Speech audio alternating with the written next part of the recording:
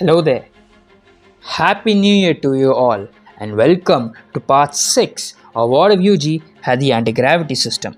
Now Yuji's innate curse technique, the anti-gravity system, allows him to negate and manipulate the gravity around him, giving him an overwhelming advantage. But how will this power affect the story? For that, you guys have to keep watching to find out. So without any further ado, let's get started. Nobara faces off against cursed user Haruta Shigemo, who wields the ability to dodge death through his curse technique, Miracle. At first, Nobara struggles to understand how she could defeat him, but after witnessing Haruta terrorize one of the Jujutsu High managers, she snaps. Nobara uses her upgraded technique, which has evolved due to her understanding of the essence of cursed energy through the black flashes. Now, instead of just exploding the nail imbued with cursed energy, she manipulates the air around the explosion, creating a chain reaction of explosions.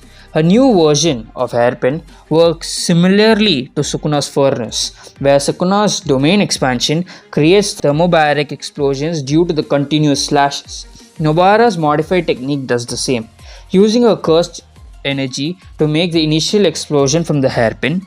It mixes in the surrounding air, allowing her to use the mixturized air in a deadly chain reaction of explosions. Despite Haruta's 6 lives and his immense luck, he cannot survive the overwhelming explosions, and so he dies. Meanwhile, the intense battle between Yuji and Choso escalates as Choso attacks with piercing blood, but Yuji, using his anti-gravity technique, negates gravity around himself to dodge the attack and gain speed. Choso counters with slicing exorcism, sending a stream of blood towards Yuji, but Yuji skillfully adjusts his gravity to once again evade. Yuji then charges at Choso, but Choso retaliates by unleashing more piercing blood.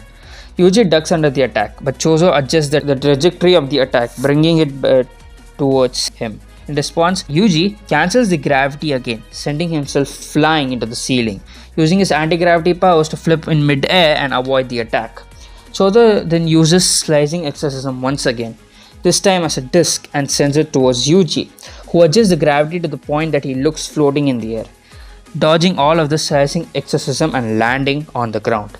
Choso enhances his physical abilities with flowing red scale and engages Yuji in hand-to-hand combat, but Yuji, however, is superior in hand-to-hand combat and cancels out Choso's gravity, sending him crashing into the ceiling. Choso immediately surrounds himself with a barrier, rendering Yuji's gravity manipulation ineffective, as Yuji suckles to understand what just happened. Surprised, Yuji braces for Choso's next move, where Choso uses flowing red scale stack after realizing that Yuji is superior to him in physical combat. He uses flowing red scale stack to quickly close the distance and lands a powerful punch on Yuji, knocking him back and causing him to bleed. Not letting up, Choso fires a piercing blood, but Yuji activates his anti-gravity again, covering the area around him and redirecting the attack upwards as it loses momentum due to it coming into contact with his anti-gravity area. Choso, piercing blood as a distraction, closes in on Yuji again, this time imbuing his punch with a technique-less domain, negating Yuji's anti-gravity system. Yuji, taken aback, narrowly dodges by leaning backward. Kenjaku taught Choso, along with Jogo and Dagon, domain amplification, as Choso wanted revenge against Megumi and Nobara, but unfortunately, since Megumi and Nobara have deadly curse techniques, especially with Megumi having a domain expansion, Kenjaku taught Choso the domain amplification. Yuji quickly adapts though, creating a ball of anti-gravity between them to erase gravity in the space around Choso. The universe responds by filling in the gravity void, and Choso's body unfortunately gets hit by the gravity that is being pulled towards him, disrupting his body. Yuji, unaffected by the gravity's disruption due to him surrounding himself with anti-gravity, lands a powerful punch with divergent fist, severely injuring Choso. Yuji continues his assault, using his anti-gravity to disable Choso's attempts to defend. Every time Choso tries to counter, Yuji erases gravity, rendering all of his attacks useless, as Yuji lands more punches, he even utilizes the side effect of his technique, hitting Choso with gravitational attacks caused by erasing the environment's gravity. For example, Yuji erases the gravity behind Choso, allowing the world to fix it by pulling the gravity from the surroundings, making the pulling gravity hit Choso like a gravitational hit. What Yuji is doing is basically forcing the world's gravity to hit Choso, as Choso is in the path of the erased gravity space. Even as Choso activates supernova, Yuji simply creates an anti-gravity bubble around himself, rendering it effective. Choso even mimics his brother's Iso's Wing King technique, but it too proves useless against Yuji's overwhelming versatility and power. The final devastating divergent fist, Yuji sends Choso crashing to the ground.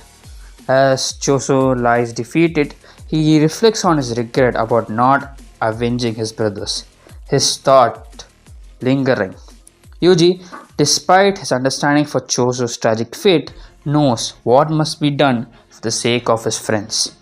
Determined to end Choso's life and protect his friends, Yuji forms a ball of anti-gravity and sends it towards Choso's chest, expanding it as big as Choso. As the gravity in the space around Choso is erased, both Choso and Yuji experience a strange vision. They find themselves seated in a table with Choso's 6 other siblings. Yuji is confused, but Choso realizes something crucial in that moment. He connects the dots. Yuji, in this space, is not just a stranger. He is his brother. Yuji is a death painting, or at least a version of one. There is blood connection between them, and the vision itself reveals the truth. Yuji is Choso's sibling, and this shared space confirms their blood bond. Choso, with this realization, thanks Yuji for uniting him with his brothers.